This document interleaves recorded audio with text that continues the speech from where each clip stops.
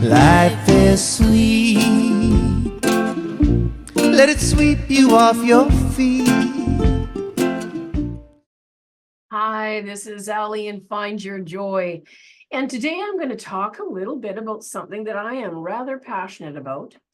And that is sound healing, vibrations, sound and vibrations, and how that all works. And just some of the things that I've been very much into for the last while. And I thought I would talk to you a little bit about it and how I got into it. People have been asking me, and I thought, okay, well, maybe I'll just take a day and chat with you a little bit about that. So sound healing has been around for a very long time. Nowadays, you hear a lot about sound baths, and it's so wonderful, and people are going to it. And it seems like it's a new thing. Of course, it's not a new thing at all. It's a very ancient thing, and it's been around for literally thousands of years. And it started to develop a little bit more and more and become, I would say, what we would call westernized, or people becoming more aware of it in North America over the past maybe 20 years or so. And now you can go to a lot of places and have sound baths, and that's an amazing thing. And I think that for me, I found that sound baths have, and music therapy and vibrational therapies, there's three ways that I have found that it's quite impacting. And I'm going to address the first few, and they're the ones that I've really found at first, that when I first started getting into it. I'd say it started for me personally, probably about 30 years ago or so, through music. And I started to notice certain, I thought at the time, I would say, oh, a C major scale seemed to have a certain impact. I started to notice things like that. I started to notice that if I sang in a certain octave and then switched, I modulated to a different octave, I could tell it had different vibrations in my body, and not just in my body, but in the people around me.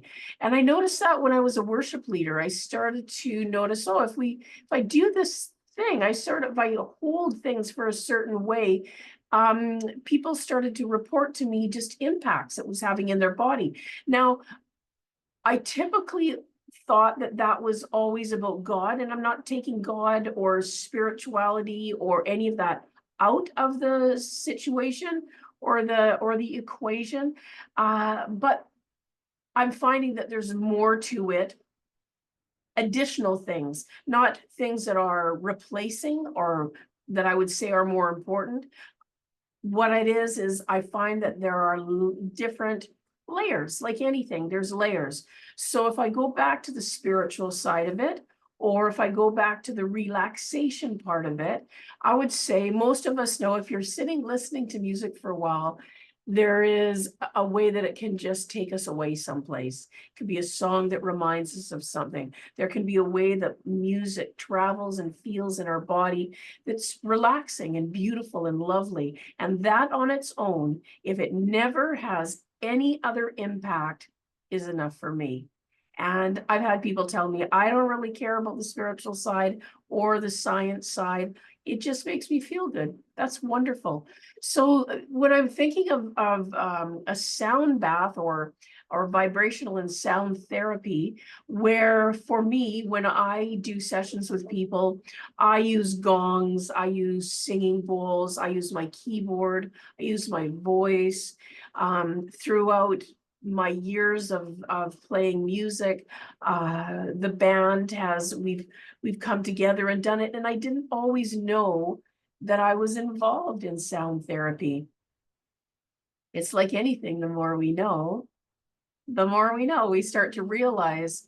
Sometimes I think I would liken it to, if you're sitting around with a friend and you just have this person that you can trust so much and you talk with for so long, and you can tell what's going on in your life, and they can give you feedback and all that's happening, and it's wonderful, and you start to feel better about your life and have a clearer focus on what you would like to do. And what we've just engaged in there is talk therapy. Might not be with a licensed psychologist, but what you've just engaged in there is some talk therapy, and it's an amazing thing, and it can bring a lot of healing. And so you begin to realize that as years go on, oh, this thing that I've been just doing, just this way of being that I've so naturally done, has another element to it. And that's how I found with sound therapies. I started it out just with my passion for music, whether playing an instrument or the instrument was my voice, or if I was listening to music. I started to notice that what it did was just make me feel better. I didn't have language for it at the time. It just helped me to calm myself. It helped me to center.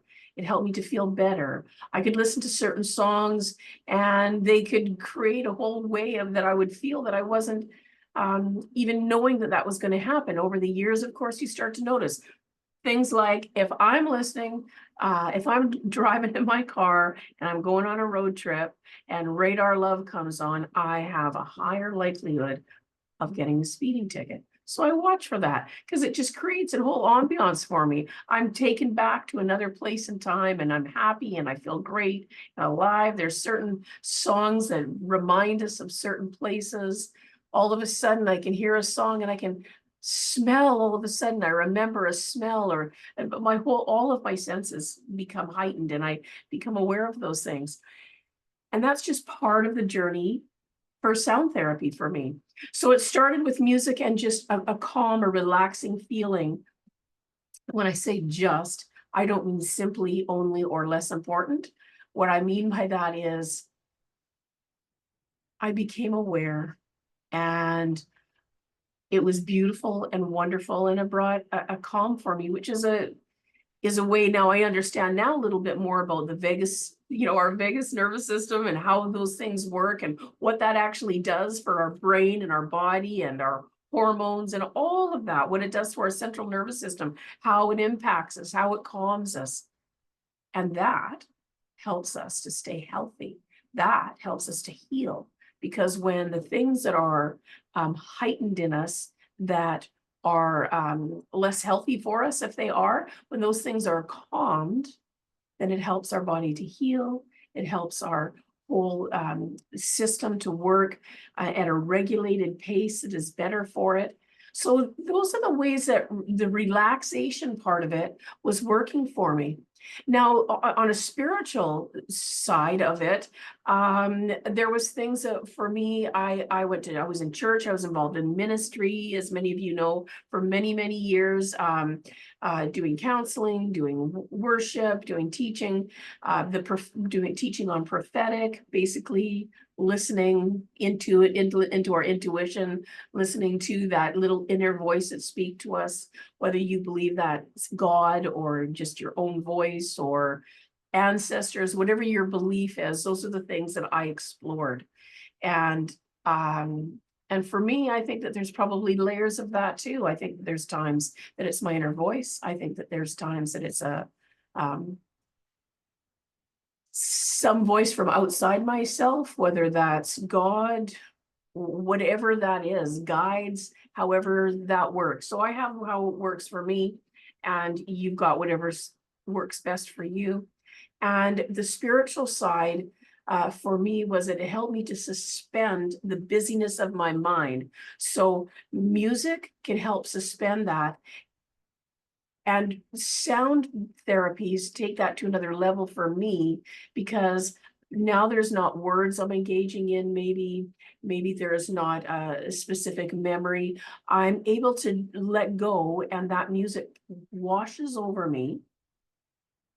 And I'm able to just receive whatever that is, receive physically, emotionally, spiritually. I disengage for a little while. Takes me a bit sometimes to calm my mind. My thoughts want to start racing, because when there's only music, only sound, only vibrations, it took me some time in the early days, many years ago. And same as meditation. I don't know how it works for you, but I know when I'm doing meditation, it takes me sometimes a while to just still my thoughts. They want to become busy. So when I do meditation now, when I do sound therapies, I start it with a bit of a meditation. some breathing exercises to start to slow us down. Because if you come into my studio and you've just been in traffic to get there, you've had a day with the kids or the boss or whatever is going on in your life, there's a busyness that can be going on. So the first thing we want to do is address that. Let's start to slow that down so that while you're lying on a massage table, having sounds and vibrations washing over you, that hopefully your mind is stilled a little bit and you can open up and start to receive that and be in a less busy state. So those are the things that I was very involved in and understand had what I would say was a rather deep understanding of and experience in, decades of experience of the emotional and spiritual impact and ways of being that sounds and music, how that worked for me. And what I needed to do next, or I don't know if I needed to, it certainly was enlightening for me. It was like, oh my gosh, there is a science involved in this. Now I'm going to say my mom had a degree in science, right? She had a degree in nursing and always studied science, fascinated her. And I thought I wasn't that way. I thought I wasn't too interested in science. That's, if you would have asked me 5 or 10 years ago, I would have said, well, I mean, oh yeah, if I see certain things about stars or how our body works, it interested me a bit, but I was more interested in other things, music, psychology, ways of healing, that I didn't ever click together. I had a prejudgment about it. I probably thought that I didn't have the mind that was science. My mom was so sciencey. She was, and I just felt so different than that. We had many things we shared, and I didn't quite understand all of that. It seemed like a lot of memorization. I remember, my mom in biology and all of these things. She was so interested in all of that work. I am now, but I wasn't for a really long time. And so when I started to study and art and creativity and sound and how all of that worked, I thought it was going to be a certain way. Much to my surprise, they tricked me and threw science into all of this. And I was like, what is going on? And so because I was interested in how it worked, it whisked me away in a lovely, lovely, it was all of a sudden I was like, oh, there's an actual thing happening here that is outside of the things that I would have thought I was more of a woo girl. And all of a sudden, this captured my heart so much that I wanted to study it more. I wanted to learn more. I got hungry for it. I was like, what are we talking about here? I started to learn about not just all the ancient tribes and the other ways of doing medicine throughout different cultures and history, how they were doing it. How were people 1,000 years ago finding relief and finding healing? Well, sound and vibrations was one of those ways. Plants were, of course, one of those ways. And sounds and vibrations. If throughout history, different tribes, whether those were indigenous of wherever, we say indigenous, I'm from Canada, so I think First Nations always, but my heredity is Celtic, is Scottish. So those tribes were doing things, African tribes, people from all cultures and all places throughout history have been using this as ways of healing. They had an understanding that one of the things that is wonderful about allopathic medicine is how it is able to really quickly deal with a situation that is acute, right? So your appendix ruptured, you probably don't want to come and have a sound bath. You want to be in a hospital. You want to be with people who know how to take care of that situation. When my gallbladder was going to rupture, where did I want to be? I wanted to be in a hospital. Trust me, I tried sound baths for this pain I was having. And there comes a point when you have to go, okay, I need to move to another way. And what I'm finding is that one of the other ways that works really well is sound. And when someone comes into my studio and they tell me something that is happening with them, I would always, of course, make sure that a person is seeking medical attention if that is something that I'm not going to diagnose someone. I'm not going to treat someone for an illness. That's not what I do in terms of tell someone what medications to take or what's going on. But if they come in and they say, this is what's been happening for me, and if they have had a diagnosis and they are seeking medical attention, I can complement that with sound and vibrations. And the differences that I've seen, I have had construction workers come in and tell me that their back is hurting and play certain frequencies. And they tell me when they get off my table, when they leave, I can't believe the relief in my body. And you know what's funny? This is amazing to me. So here they are, and they're having this, and I'm like with them at the same time. Really? Maybe I shouldn't be acting so surprised, but I'm like so part of that is, of course, the relaxation. We become relaxed. We're not holding our bodies so tight. And if that's all it ever is, I am fine with that. But here's another thing that occurs. Gongs, specifically gongs, are very good at sending a vibration through. And it comes in and it starts to goes over our muscles and our tendons. It moves fluid in our body.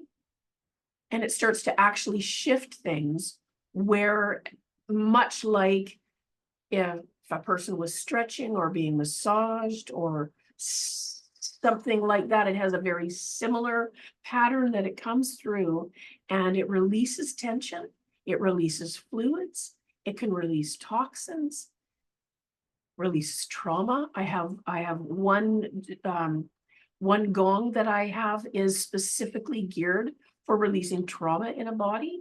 It's at a very low frequency range, and it's amazing what it can do. And these are just some of the things that I'm learning. And it's interesting, like during the 50s and the 60s, sound therapies started to really be developed in Europe. And there was a British osteopath, Sir Peter Guy Manners, developed a machine that treated patients with healing vibrations. And the machine is placed in the area that needs to be treated, and a frequency is set to match the cells of a healthy body. And advocates believe that the treatment makes the body cell vibrate at that healthy resonance.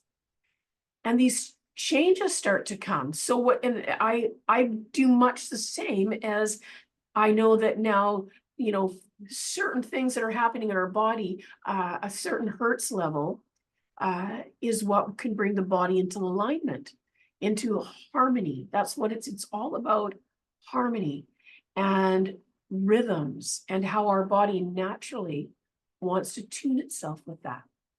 We can be around something that's off-putting in it. We can feel our body start to tense up, and much the same with when we use things that are with harmony. In the late 20th century, Fabien Maman emerged in the sound therapy field. He was a French musician, an acupuncturist, a composer, a bioenergetic researcher, and he wrote and performed pieces at large concert venues like Carnegie Hall as a musician and composer. And in 1977, he turned his acupuncture and musical background and he linked the two, and then he created a whole new field. He discovered and shaped the use of tuning forks that we now use in sound therapy. And tuning forks are now commonly used and can communicate vibrations to the body and to the DNA cells and to the magnetic fields. And these are some of the things that The Mayo Clinic is now using through, sort of like an ultrasound, a machine that sends frequencies. Like these things are more and more being studied and learned, and we're finding out more about it. For me, it was an accident. The science behind it was accidental. It had existed.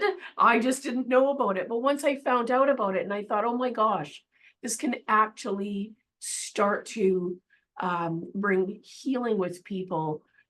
I love that it's calming. I love that it makes, it creates a space where people can dial down and start to center and feel balanced. And that is beautiful and that's wonderful.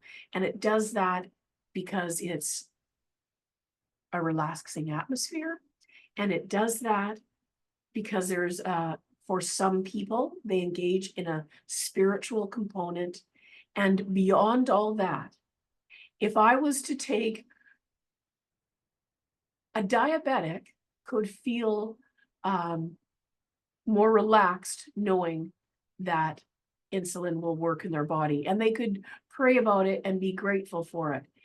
The science of it is none of that is going to change the science that this thing goes into their body and balances what is out of balance. And now I'm not, to be clear, I'm not suggesting that a diabetic should come and have a sound bath and that is going to be the same as insulin in their body. That's not what I'm saying. What I'm saying is that much like any other medicine, whether we understand the science or even believe in the science behind it or not, isn't as important as what it does in our body.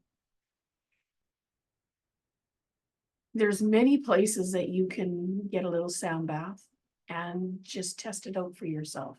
Go on YouTube. You can do one with me online. You can come into either my studio or wherever you're living, you can go to someplace else and find a place that does sound baths and go experience one and feel what happens. There's an interesting thing that I wasn't taught it in my courses. So of course I've been doing these things for decades, not fully understanding what the heck I was participating in. Didn't understand the science behind it. I just saw that it was a wonderful, beautiful thing and I loved it. And then when I took my holistic integrated creative arts therapy diploma, 2 of the modules were around sound, and I was blown away by it. So I started looking into it more, buying books, reading, doing anything I could to find more about sound. And then there was an advanced course in sound therapy, and so I took that and I learned more about it. And it was so amazing to me what could happen. Bruce Lipton. Go check him out on Dr. Bruce Lipton. Talks about it. I wish I could remember right now this other guy that's it's actually a Canadian. I I'll find that guy's name and I'll put it in the notes because it's escaping my mind. But he talks about how our bodies, how all of nature wants to be in harmony, it wants to be in rhythm, it wants to balance. And sound therapies create that. But that will happen if a bird is singing and a water is dripping and something else is happening, all of a sudden they will just naturally come into the same rhythm. And how does that even happen other than that's how creation works? And so something that I found on my own that wasn't in a course that I took was I would put the bowl on my hand and I would just play over a person's body. And what I started to notice is that it would start to mute at certain spots. And so, I spent a lot of years in church. So I am very aware that I don't want to just assume. I've seen people pray for and then they get up and they're like, oh yes, and everything's going great. And then later it wasn't. And so maybe that healing was imagined, or maybe that healing was only temporary because it didn't touch the root cause. I'm not going to try to figure out how all that works, except that I don't like to just imagine that I know what's the reason that something happens. That's why I'm saying all of this, because I started to, when I would hear it, I could hear it. It was muting the sound. It would vibrate different on my hand. The sound would be different. Everything was different to me when I'd go over, say, a certain part on a person's body. And so I would play it again and see, and it just kept happening. And here's now, I've not read anything. Maybe I need to write it. I don't know. But here's what I believe. You know, our bodies were energy, and we're water and tissue mostly, right? I mean, that's basically what we are. We're some bones and some water, and there's energy coming through all, you know, going through us all the time. We're all just energy. Everything's just energy. You know, I wouldn't have understood that before. This is just, wow. It's amazing stuff. Anyways, so I would, in playing my roles, I would, over a person's, now I call it a scan. Now I call it, I'm scanning their body, and I would do the scan, and it would start to mute a little bit.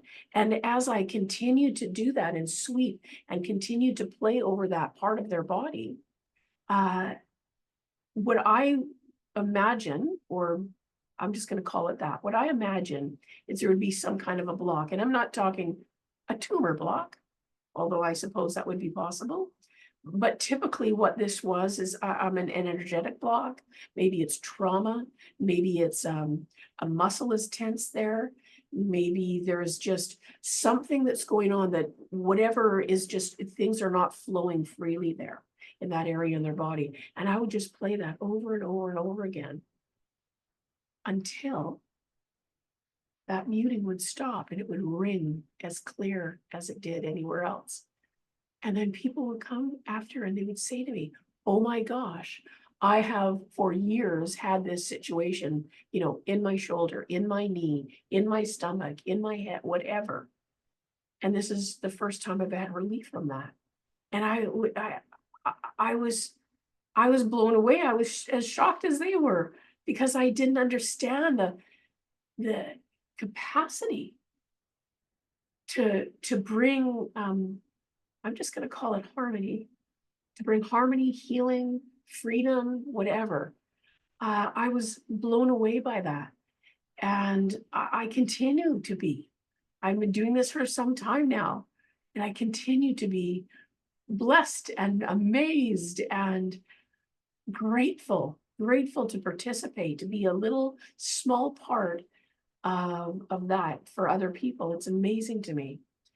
So that's my little spiel on vibrational sound therapies.